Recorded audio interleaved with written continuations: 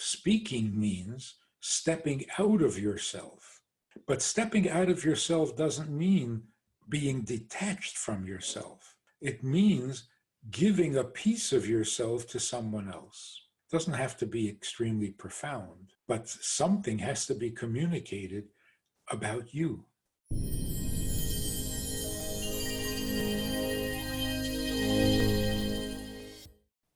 We're learning about this thing called Saras, which we translate as leprosy. But the leprosy that we're aware of today is not the same at all as the leprosy that the Torah is talking about.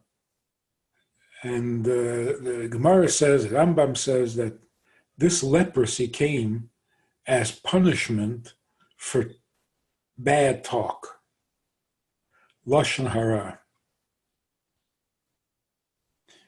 But the Rebbe asks the obvious question. Miriam got leprosy because she spoke badly of Moshe Rabbeinu, her brother. The Rebbe asks if Miriam, who was a tzaddik, and didn't say anything terrible about her brother. In fact, she was right. And even God himself agreed with her that she's right, just that Moshe was an exception. And Moshe took no offense because Moshe was the most humble person on earth.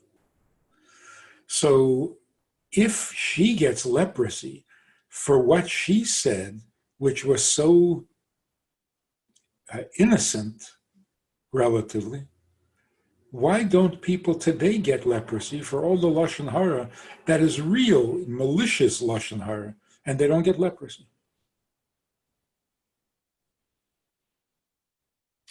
So the Rebbe says this is obviously a different kind of leprosy. It's a different kind of lashon hara.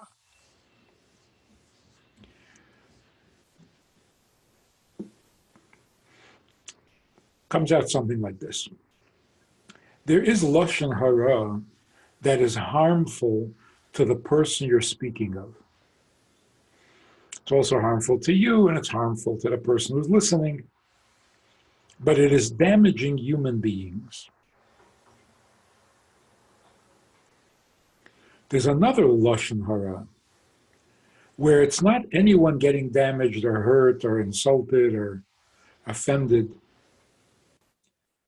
It's doing something bad, not to the person you're speaking of, but to the faculty of speech. Any function, any talent, any human ability that is abused is bad. You corrupt a God-given gift by abusing it. That's lashon hara. Using your lashon, using speech in a way that it is not appropriate for speech. So you try to use a butter knife as a screwdriver, you know you're going to cause some damage to the knife. So there's a certain kind of talking, a certain kind of speech that is offensive to speech itself. The Rebbe would say many times, after speaking to somebody, he would say, I hope you're not going to cause me to have spoken dvarim betelim. Idle talk. What's idle talk? Talk that doesn't bring results. So after speaking to somebody, the Rebbe would say, don't cause me to have spoken idle talk by not following through and by not doing what we talked about. Because just talk is idle. Which means something like this. talking is not just making words and sounds with your mouth. Speech means communication. That's what speech was created for. That's its job. That's its function. To communicate. The first result of communication is closeness. When you communicate with someone, you feel closer to them. Because in communicating, you share something of yourself. If you're just speaking math, two mathematicians discussing math, that's not necessarily communication. Because they both happen to enjoy math and they share it with each other, it is a shared pleasure, so it can bring them together. But just the subject itself does not express the speaker and does not bring him any closer to the listener. So what is the essence of speech? The essence of speech is communicating something about yourself.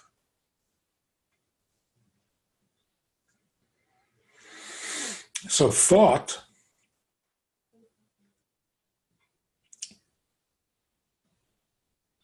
is purely for yourself. It's not communication. And that's why thinking something complimentary about somebody, but not telling him, does not bring you any closer. Because in thought, you're living in your own world. You're not sharing any part of yourself. When you're thinking out loud, you're still not sharing anything about yourself because you're living in the world of your own thoughts. Speaking means stepping out of yourself.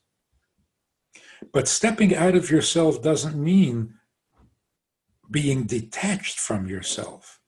It means giving a piece of yourself to someone else. It doesn't have to be extremely profound, but something has to be communicated about you. You reveal yourself in speech. And that's what we read in the Haggadah, which we will soon be doing. Chacham mahu omer. What does the wise son say? Rasha mahu omer. What does the wicked son say? And so on. You can also read it, Rasha mahu. The Rasha, what he is, omer, he says. Chacham mahu omer. What he is, he says. In other words, in their question, in their speech, who they are is revealed. That's called communication. That is the art of speech.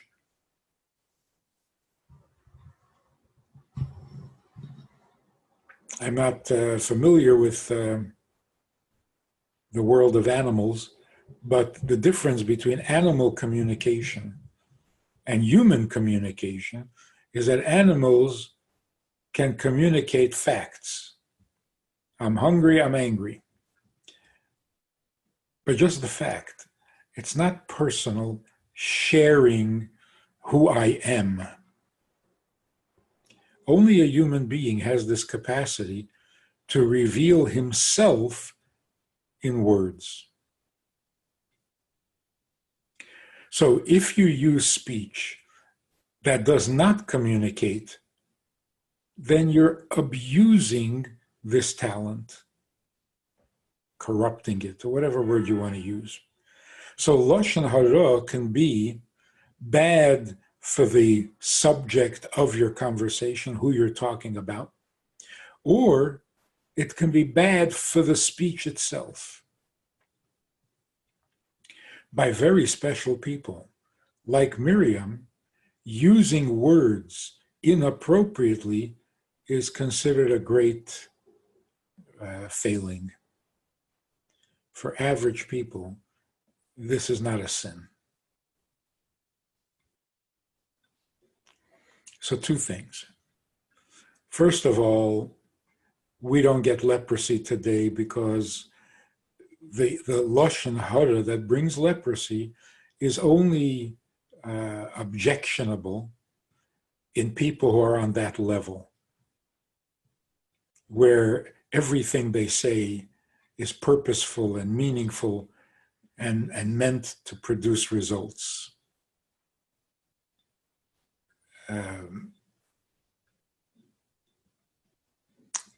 The average person, if he speaks and doesn't produce results or doesn't really express himself, that would not be considered a sin or a failing and doesn't deserve any kind of punishment.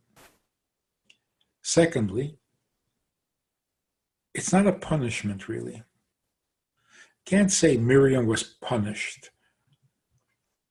It's actually like a hypersensitivity or a gift from above. When your words are starting to fail in their effect or in their communication, from heaven, the person is given a sign or a reminder that the speech is not happy with how it's being used. And that's where the leprosy came.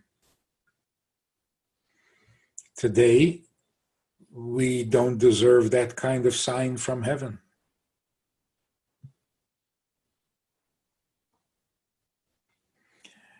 And number three, it's not leprosy the way we think it is.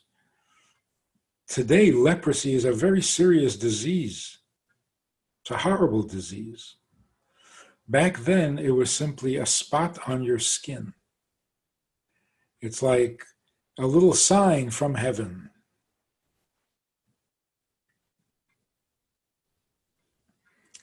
And I was wondering, is there a similar abuse of actions or of thought or of emotions?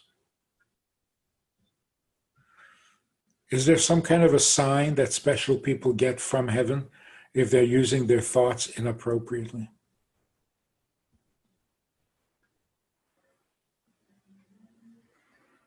If they're using action inappropriately? In other words, even if the act is not an act of a sin, it's a purely innocent act, but it is not what actions are supposed to be for, just like when you speak and not accomplish anything.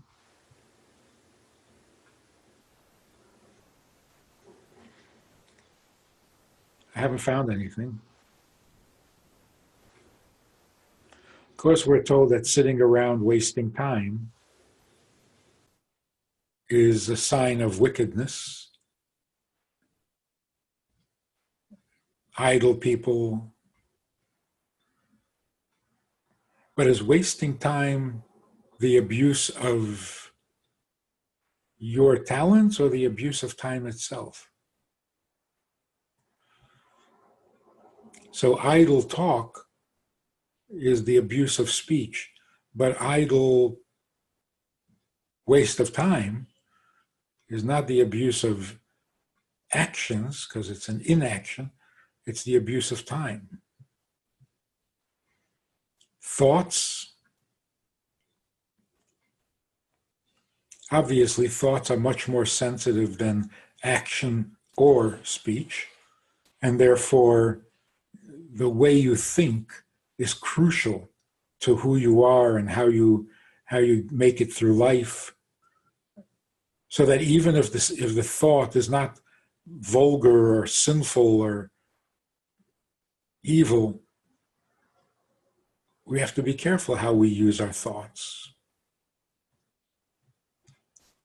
I don't know of any sign from heaven, but certainly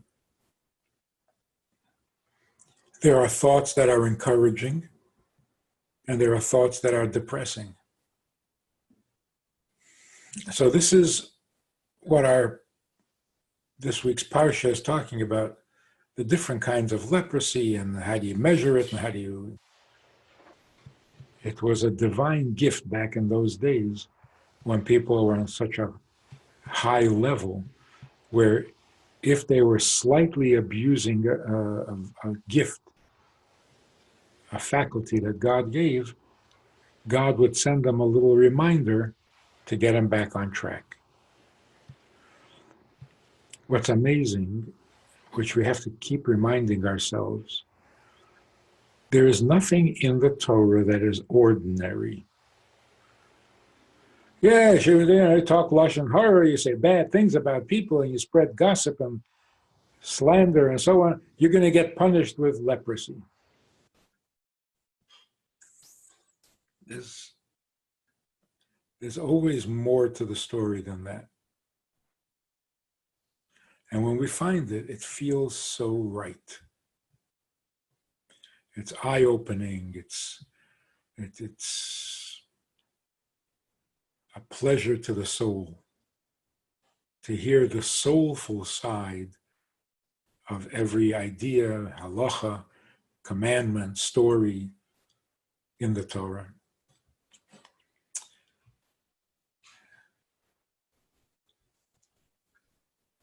That's why we didn't really appreciate what Torah was until we started learning Hasidus. We were 16, and our teacher opened our eyes to what Torah really is. And whoa, that's a different, completely different experience. And today, people who are not members of the Chabad community or family, who have other customs, other lifestyles in Judaism, and they're discovering Hasidus, Chabad Hasidus. Tanya, the Rebbe's talks, Sichos, it's like oxygen. They didn't realize how starved they were for oxygen in their Yiddishkeit, in their observance, and their strict observance. But it was like working and not breathing. And this brought oxygen into their observance, into their mitzvahs, into their study of Torah. And it's a pleasure to see how enthusiastic they are and how excited they're getting. Until recently, somebody said to me, and I think this is really good news, he was quoting Tanya to me. And I said to him, you keep this up, you're going to become a Lubavitcher. You're going to become Chabad. And he says, don't you realize what's going on? In a few years, Tanya will no longer belong to Chabad. It'll belong to everyone. That was nice to hear. Because that was the original intention of the Tanya. This was not meant for a certain group or for a certain location or geographic location in Russia or in Europe or wherever Chabad people settled. This was the inner dimension of the Torah, which is everyone's property and inheritance. And so when it's starting to catch on that way, and people are saying, it's our Torah, not yours, that's what we were waiting to hear. And the spreading of Hasidus, the Hafotzas Hamayanes, the Mashiach told the Baal Shem Tov that he will arrive, he will come and be revealed when the Baal Shem Tov's teachings are spread to the outside. Now, what does it mean, spread to the outside? Heard of? There are Jews all over the world who will know that certain people study the teachings of the Baal Shem Tov. That's not actually spread. The spread outside means to belong to everyone beyond the confines of Chabad community. So Now that we've been successful with that, the Baal Shem Tov's teachings have spread and continue to spread to where others are now owning it. This is our Torah. Now Mashiach can certainly come. We have fulfilled his condition. So maybe a few more Jews have to catch on and tip the scale. But certainly the condition is being met. Hasidus is spread way beyond the Chabad community. In fact, the Chabad community itself is starting to shed its borders. What is a Chabad community? Who belongs in the Chabad community? Every Jew, of every background, of every culture, of every country, of every tradition. It has become universal. Non-Jews who frequent Chabad houses, they call themselves Chabad. Chabad non-Jews. It is very encouraging, heartening. If you enjoyed this conversation or this topic, and you're looking for more information, or you want to hear it again from another angle, there is a way to do that. And that is in this book. It's all there. Order it from Amazon. You can read it, reread it, and share it. I want to invite you to join us as VIPs, partners in our work, and join us also for a personal chat with other members of the VIP club. We talk about many things. There's an opportunity to ask, to respond, to make a comment, to meet the other supporters. And together we can really make a difference in Jewish life and in life in general. So join us. It's goodtoknow.org. Log in, call, make contact, and join us with the VIPs.